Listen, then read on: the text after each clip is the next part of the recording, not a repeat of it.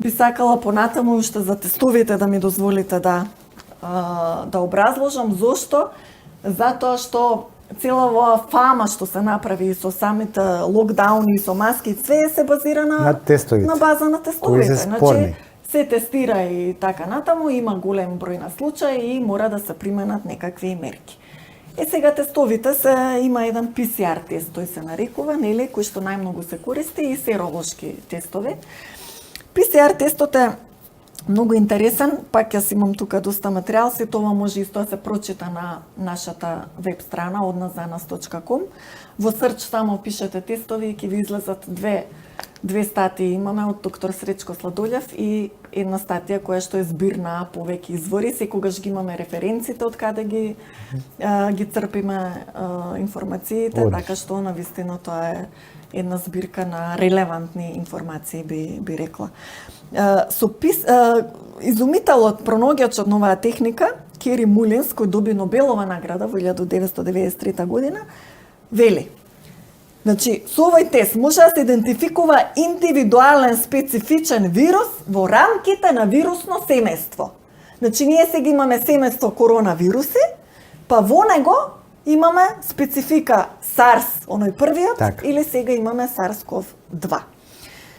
И тој, што е најважно, тестот не служи за диагноза. Се разбираме? Тестот не служи за диагностицирање, туку за истражувачки цели. И понатаму и ништо да не кажам, мислам дека ова е најважната работа за тестовите. Да не зборуваме за тоа дека има проблем во постапката со тестовите. Значи, многу е важно времето на земање на тој секрет од нос или грло, кај нас се зема од нос.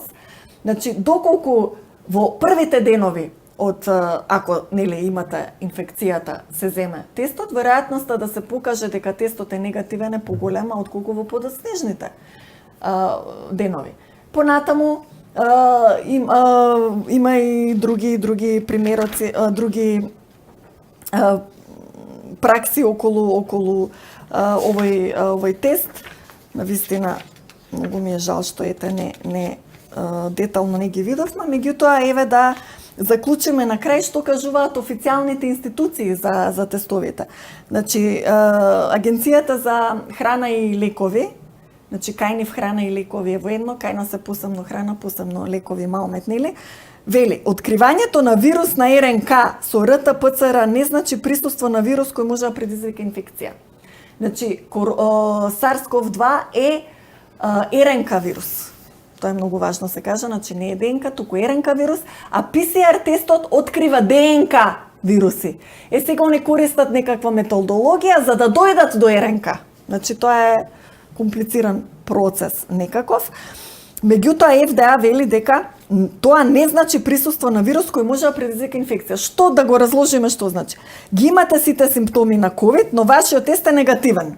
Дали тоа значи дека сте добро да продолжите, односно можете да одите на работа, да одите на училиште, да патувате, или дали тоа значи дека вашата болест слична на грип е предизвикана од некој друг патоген, може би еден од 4 коронавируси кои се присутни. Или дали тоа значи дека резултатот е погрешно негативен и се уште имате инфекција, но не може да се открие со тековните тестови. Или дали тоа значи дека се работи за примерок што беше несоодветно земен заради погрешната техника од страна на техничарот и така натаму. Значи, што значи позитивен PCR тест? И тоа е проблемот. Никој не знае со сигурност.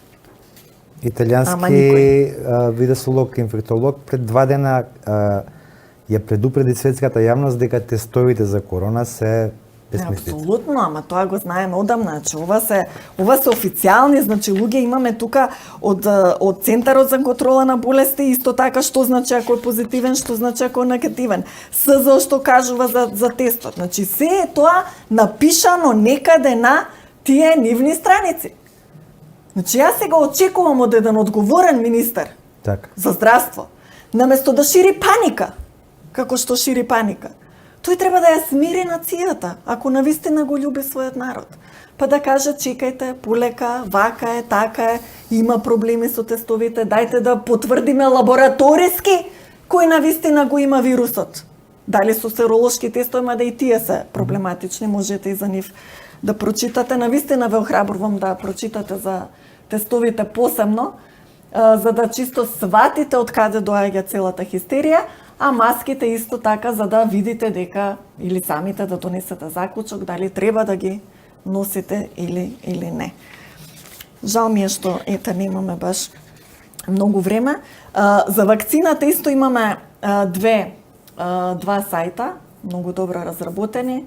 Кажав преска дека се работи за нова технологија, нелиценцирана досега, тоа се главните работи, меѓутоа има доста што да се прочита за вакцината за ковид.